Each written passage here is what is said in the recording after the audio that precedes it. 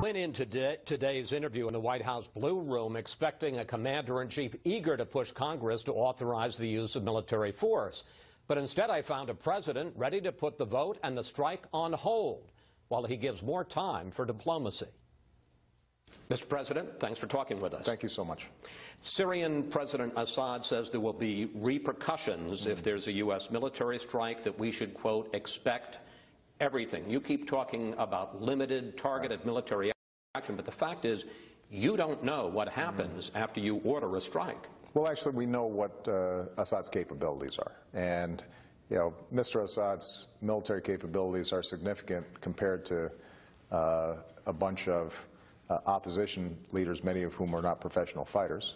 They're significant relative to over 400 children that were gassed. They're not significant relative to the U.S. military. Some of their allies, Iran, Hezbollah, do have the capacity to carry out asymmetrical strikes, but keep in mind that even Assad's allies recognize that he crossed the line in using chemical weapons. Iran itself was subjected to chemical weapons used by Saddam Hussein. Their populations remember what terrible weapons these are.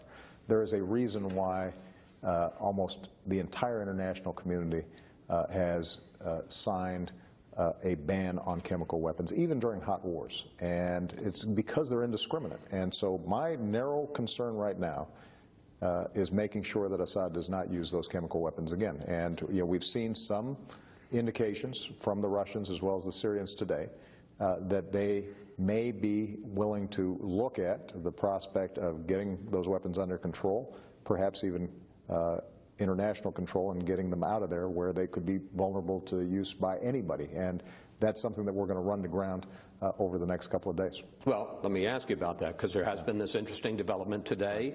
The Russians say they're going to push Syria to put chemical weapons under international control. The Syrian foreign minister says he welcomes that. Will you delay a strike to see how that plays out? I think it's fair to say that we would not be at this point without a credible threat of a military strike, but I welcome the possibility of the development. And John Kerry will be talking to his Russian counterparts. I think we should explore and exhaust all avenues of diplomatic resolution of this.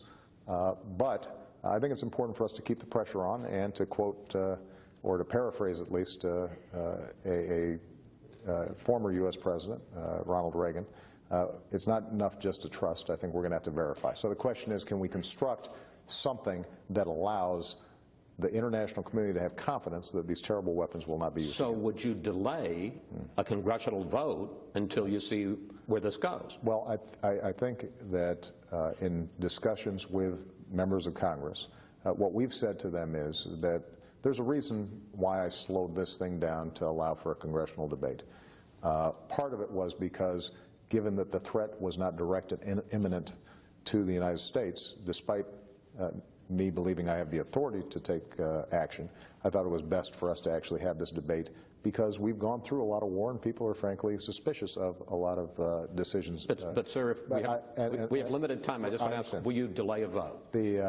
I am going to make sure that this does not change the calendar of debate in Congress, but there was no expectation that this would be, that Congress would be finished with its deliberations over the next week or so. I mean, clearly it's going to take more time, partly because the American people aren't convinced. So I'm doing interviews tonight. I'm going to speak to the American people tomorrow.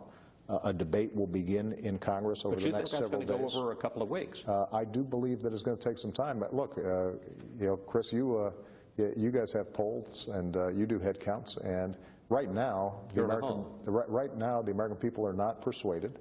Right now, members of Congress who are just getting back still have questions. So we're going to have time to have a good deliberation in Congress. We will pursue this diplomatic track. I fervently hope that this can be resolved in a non-military way. But I think it is important for us not to let the pedal off the metal when it comes to making sure that they understand we mean what we say about these international bans on chemical weapons. Had you discussed this when you were in St. Petersburg with President Putin, the idea of Russia intervening to try to get them to turn over their chemical weapons? Or do you worry that this could be the Russians, and they have a history of this, trying to throw a monkey wrench into this whole process? I did discuss this with President Putin. This is something that is not new. I've been discussing this with President Putin for some time now. The last time we were at a G20 meeting in Los Cabos last year, I suggested the need for the United States and Russia to work together to deal with this particular problem. It doesn't solve the underlying Syrian conflict, but if we can solve this chemical weapons issue, which is a threat to us and the world, then it does potentially lay the groundwork for further discussions around how you can bring about a political settlement inside of Syria that would provide relief to people who right now are being displaced or killed on almost a continuing basis. Would you set some kind of a deadline or a time frame for the Syrians to turn over their chemical weapons? You're not going to let this go on for months. No. So I think that we should be able to get a fairly rapid sense of how serious they are. We have the UN inspectors are going to be issuing a report fairly soon, I think in parallel with some of the debate that's taking place in Congress. We are going to be immediately talking to the Russians and looking for some actual language that they might be proposing. The UN Secretary General has expressed an interest in working with us on this, and so we'll put this on a fast track. I am in part confident about our ability to thoroughly examine this because in consultation with the Joint Chiefs of Staff, they've assured me that when I make a decision to launch a strike, they can do it and still be effective, whether it's today, tomorrow, or a month from now. Finally, sir, I want to you talk about the hole that you're in on Capitol Hill. The latest vote count shows 238 members either against or leaning against, 26 members in favor. A new Fox poll finds just 36% of Americans support a U.S. attack. And I guess my question is, how much responsibility do you think you bear for the opposition? For 2 years, you said we did not have a direct national security interest in Syria. You said that the White House said that they did not, you did not seek congressional approval until you decided that you did. You talk more about what you're not going to do in Syria than what you are going to do. And today, John Kerry said that any attack would be unbelievably small. The chairman of the House Intelligence, Mike Rogers, says that the White House has done a bad job at explaining that this has been a mess. Okay. That was a long question. Let's see if I can keep the answer shorter. I think that this is a very difficult situation in Syria. Everybody understands that. I continue to believe that there is not a military solution to the underlying conflict, which is in part sectarian, and that the American people are right not to want to have us entangled in a sectarian civil war inside of Syria.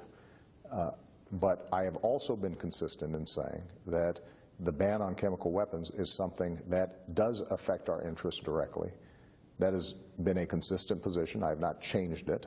And I think that there is a tendency to say if we are going to solve the chemical weapons ban, then that must mean we also have to take on and own the entire Syrian conflict. I reject that proposition.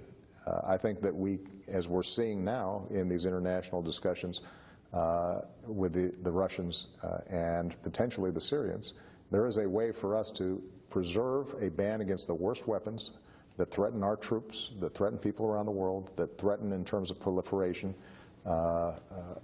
attacks, threaten to lead to eventual attacks on us, while still recognizing that the only way we're going to solve the underlying Syrian conflict is through some sort of political settlement, and we're going to have to work through the international community in order to accomplish that. We can't own that because we've been down that path, and it's too costly in blood and treasure, and it is not something that we ultimately think would be effective. Mr. President, thank you. Thank you. Appreciate it. So the president's new timeline is weeks of debate in Congress before any vote. And in the meantime, serious diplomacy with the Russians and the Syrians to see if they mean what they say about placing Assad's chemical weapons under international